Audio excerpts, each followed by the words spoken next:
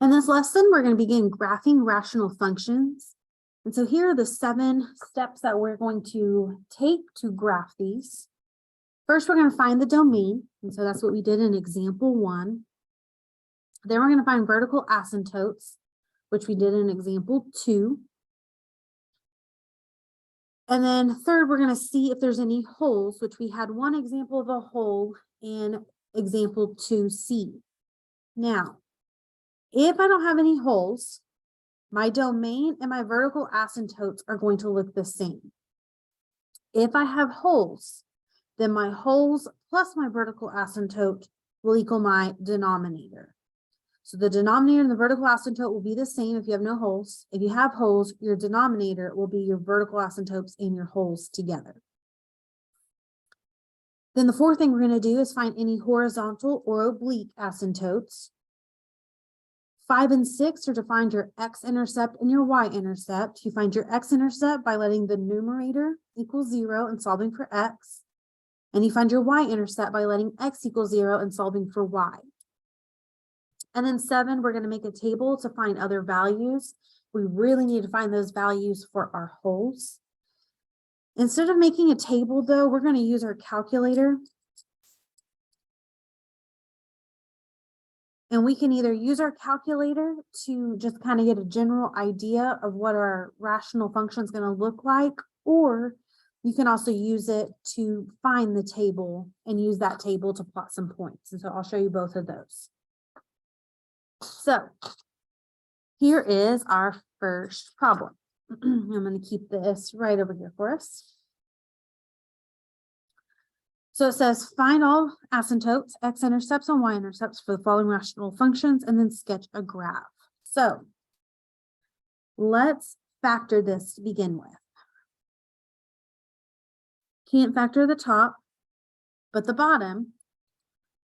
What multiplies to 9 and adds up to a -6, and that would be x minus 3, x minus 3, and we can make this shorter by saying this is 2 over x minus 3 quantity squared. Okay, nothing cancels, but that is in factored form, and that's usually typically a little bit easier to do some stuff in. Okay, so find the domain. I'm going to set the bottom equal to 0.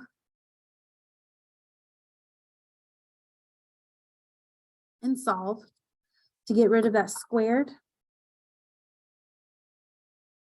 We take the square root of both sides.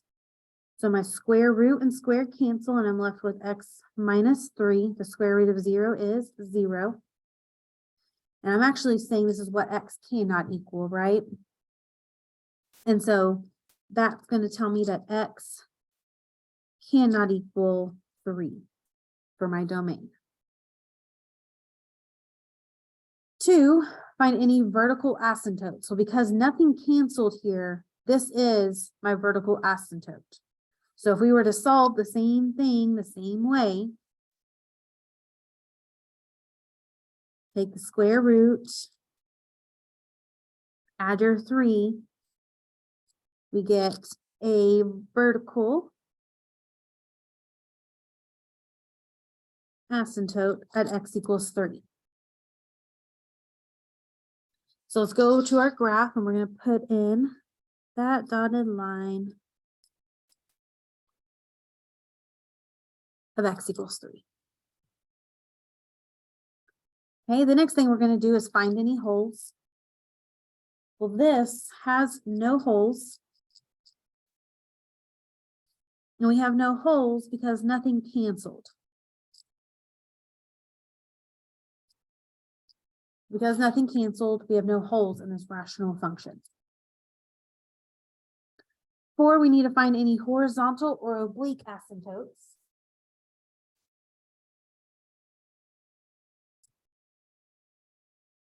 So in this case here, whether you're looking at it before it was factored or after it was factored, your n is 0 because you have no x's up in the top, but your m is 2.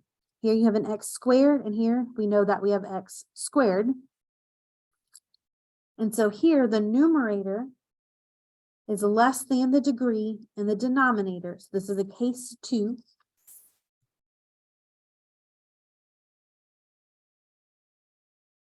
Which means that we have a horizontal asymptote at y equals 0. So I'm going to put that into my graph as well. Y equals 0 means this is the x axis here. Okay, so my line looks like it's kind of on top, but that's just so it will show up. It is the x axis. The fifth thing we need is some x-intercepts. And to do that, you let the numerator equal 0. So again, doesn't matter which one you take here. My numerator is 2. If I set this equal to 0, well, that doesn't make sense. 2 does not equal 0. So what this tells me is I have no x-intercepts.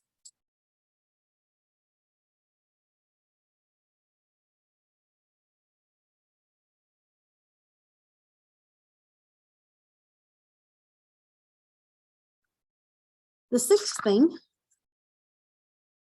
is to find your y-intercepts, and we do that by letting x equal 0. So I'm going to do this one here. And again, it doesn't matter which, but I have 2 over 0 squared minus 6 times 0 plus 9. Well, that cancels, that cancels. So this is 2 over 9. So my y-intercept is the ordered pair 0, 2 over 9. Now we can't make this exact, but we can get as close as we can. So right here is my y-intercept. So I really don't have a lot going on in this graph. For now, step 7, to use the calculator.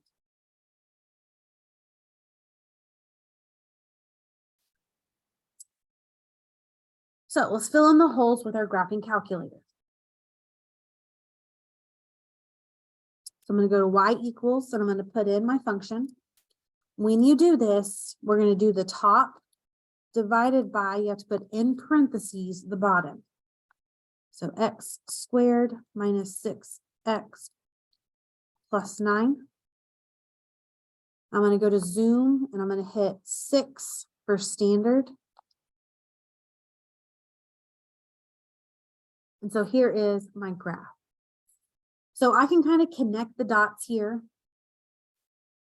This right here that's in between, this is your vertical asymptote. And so you can see it does not show you where that line is on this graph. But I know it's going to go this way, and it's going to come down. Hit that x-intercept. Something like that. Now mine looks like it's squiggly. Don't make that squiggly. You want that to be more straight here, because that should not go down and then kind of bounce back up. But that's the general form.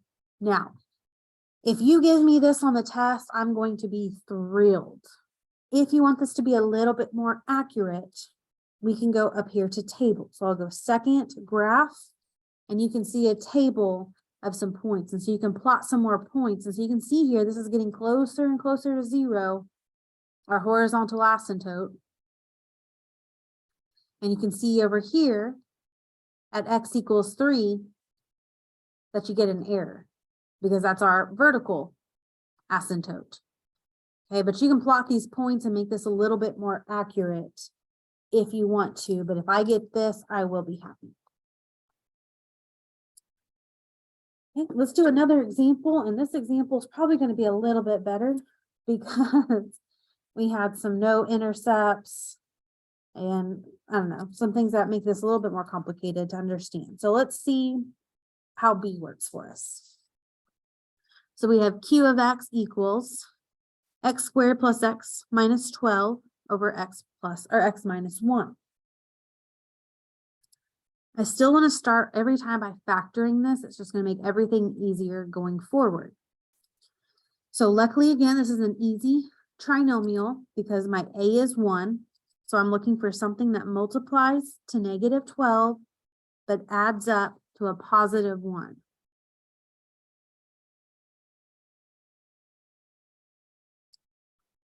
And hopefully you get x plus 4, x minus 3. And this is all over x minus 1. 4 times a -3 gets me to -12, but 4 plus a -3 gets me to a +1. So nothing cancels again. Let's go through our steps. 1, find the domain. We find the domain by taking the denominator and setting this equal to not be 0. We want to know what x cannot equal. So x minus 1 cannot equal 0, which means that x cannot equal 1 for my domain.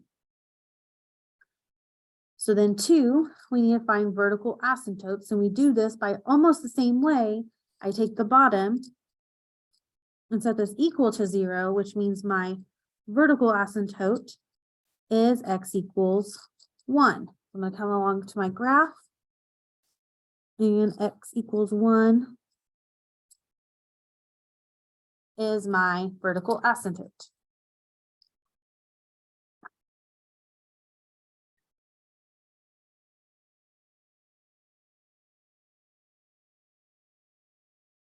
Okay, step 3, find any holes.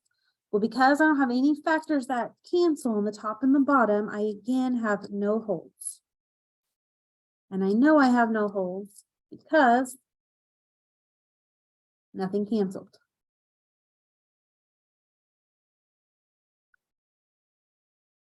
Step 4, I need to find horizontal or oblique asymptotes. So here, again, whether you look at the factored version or the non-factored version, you have n is 2 because you have x squared, or x times x gets you x squared. So n is 2. And down here, my m is 1 because that's x to the first. That's x to the first. So that's going to be a case 1 where my numerator is exactly 1 more than my denominator. So therefore, we have to use long division or synthetic to find the linear oblique asymptotes. So this is case 4, which means oblique.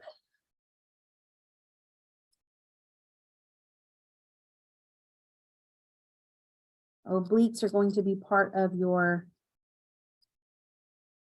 advanced homework. Luckily for us, this is in the right form that we can use synthetic division. So x minus 1 means that we have x is 1. And I'm going to look here where it's already multiplied out, and I've got 1, 1, -12. So you bring down your first one, then multiply, add, multiply, add. So 1 times 1 is 1. When I add, I get 2, and I can stop right there. This gives me my remainder that I don't care about. Here's my constant, and here is my x.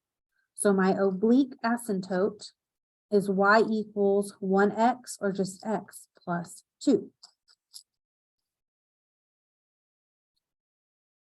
So let's graph this. This is my y-intercept. And this means I have a slope of 1, which is the same as 1 over 1. So I'm going to come over here to y is 2. And I'm going to go up 1 over 1, up 1 over 1, and continue along that diagonal. And then I'll go down 1 over 1 in the opposite direction, which is again going through that diagonal. And so here is my oblique asymptote.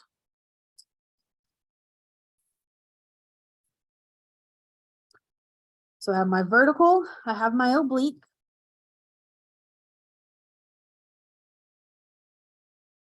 Step 5 is to find your x-intercepts.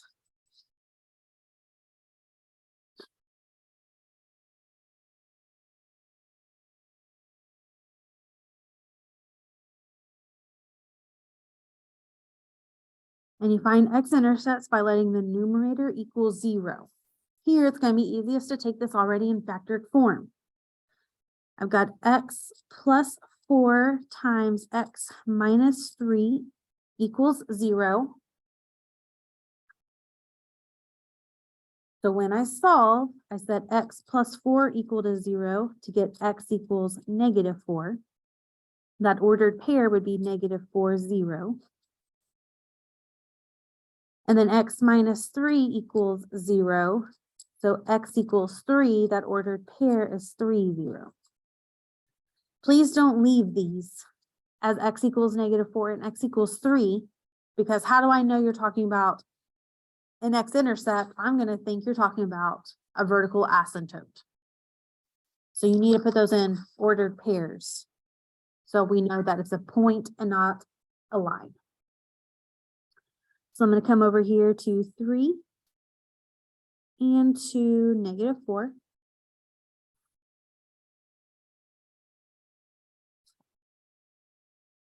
Six is to find the y-intercept, and we do that by letting x equal 0. So I'm going to use this already in this form here, because it's just going to be easier when I put in zeros.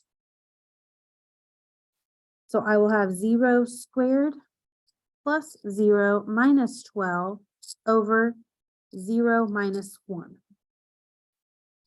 That goes away, that goes away, that goes away, and I am left with negative 12 over negative 1, or 12. So my y-intercept is 0, 12.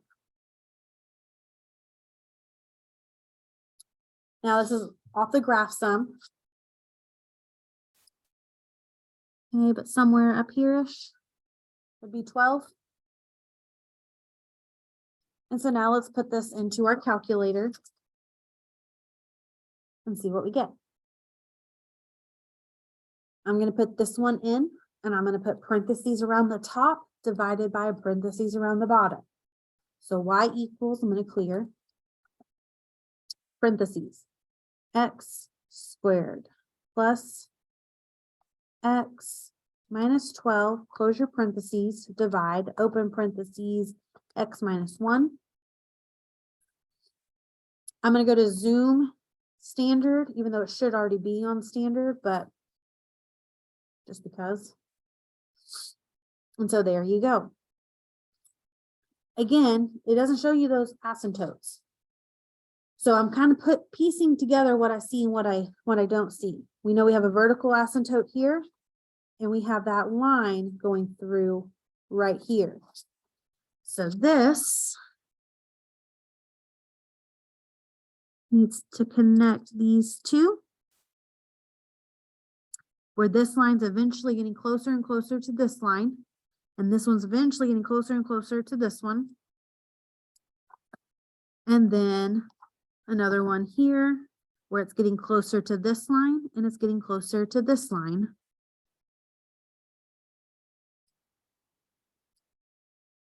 Something like so.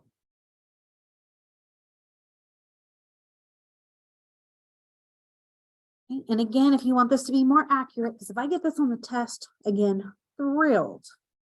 If you want this to be more accurate, go to second graph to get to your table, and you can plot some ordered pairs to make it a little bit more precise. I'm gonna go ahead and stop this video. Here in the next video, I'll go over the last 3 problems on here.